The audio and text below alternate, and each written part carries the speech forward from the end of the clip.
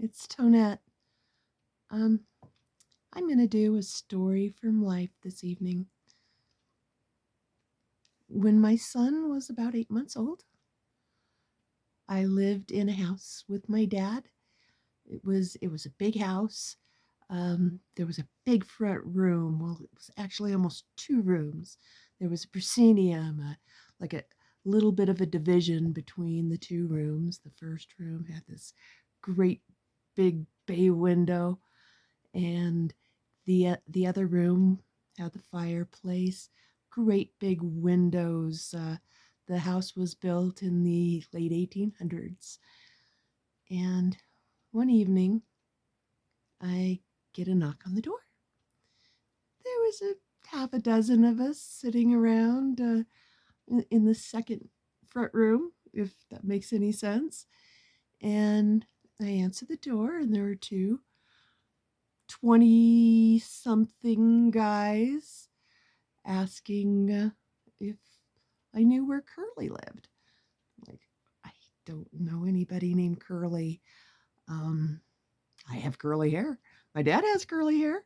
How can I help you? Well, they were being a little relentless. So a couple of my buddies, Bill and Frank, came up to the door, and Frank, he was a feisty Native American. I almost said Indian. Native American. Um, very, very bold. And he gets in their face, and he says, "What is it that my friend has to produce this guy for you? If she says she doesn't know who he is, she doesn't know who he is." And then a third guy comes out of the stairwell, and he points a gun straight at my face. And one of the guys said, "Put away the piece, Willie." And Willie, that's all I ever really knew about him, pointed the gun straight at my face. And he comes into the house. My son was 8 months old and asleep in the playpen under the bay window. And he comes in the house, too far away from my dad, who was a Marine. My dad couldn't disarm him. And so he's got his back to me, and he follows Frank into the other room, and a shot goes off, and my friend Frank hit the floor. In the meantime, I decided to make myself the smallest possible target, and I kind of curled up into a ball and covered my face. And on the way out, the guy stumbled, and another shot went off into the ceiling. And as he was leaving, he decided to pistol whip Bill across the face and me on top of the head. He left, and never saw the guy again. Of course, the paramedics were called immediately. My friend got me a towel, and I'm holding this towel to my head. It took maybe 5 minutes for the police to get there. And by the time everyone was there, the full-size towel that I had on my head was dripping blood. Frank wasn't shot. When he got up, I'm thinking, "Oh, Lazarus. Oh, wow, how did that happen?" Well, he'd also got hit on top of the head with the gun. When they came and started doing measurements, that first bullet went about 6 inches over my friend Bonnie's head and wound up in the frame of the picture window. That second bullet that went off right over the playpen, came within inches of the neighbor upstairs ammo case. I still have a little indentation on top of my head to remind me that being on the wrong side of a gun is not a real good idea. And amazingly, my son stayed asleep. The paramedics wanted to take me to the hospital, and it's like, I've got enough people here to make sure that I don't have a concussion.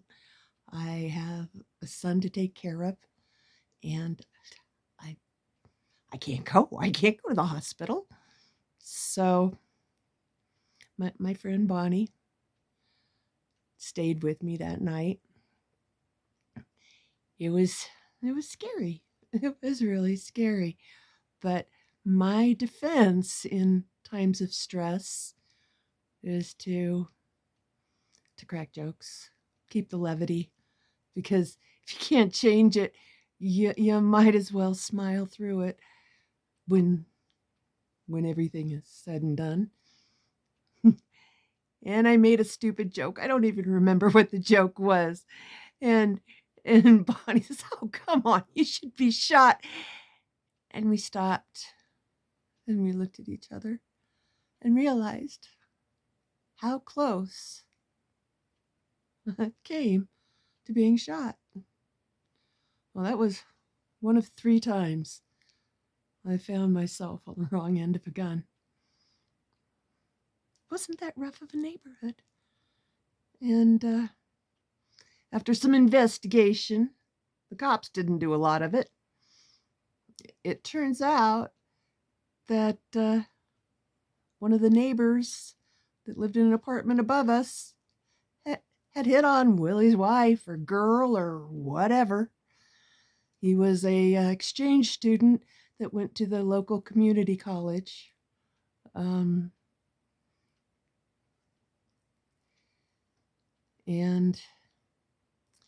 I guess I just needed to get this story out. I know I mentioned in a couple chats that, being on the wrong end of a gun is not ideal. And you lose a lot of blood with a head wound. You really can. Violence is never the answer. Never the answer. As I said, my father was a Marine. He said, you try to live at peace with as many people as possible.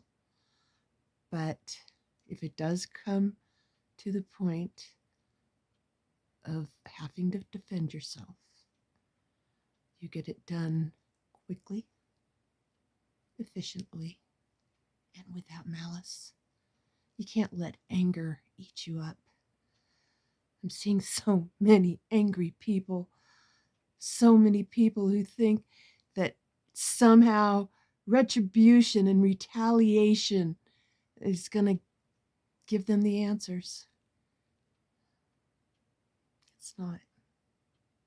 Forgiveness and that peace that passes all understanding. That's how we get through this. And even Christ on the cross said, forgive them, for they know not what they do. And remember, someone's hurting you. Someone hurt them beforehand, most likely. You got to break that cycle. Violence is not the answer. People get hurt or worse. So stay in prayer. Know that God is in control. And all things work for good for those who love the Lord and are called according to his purpose. For now we see through a glass darkly.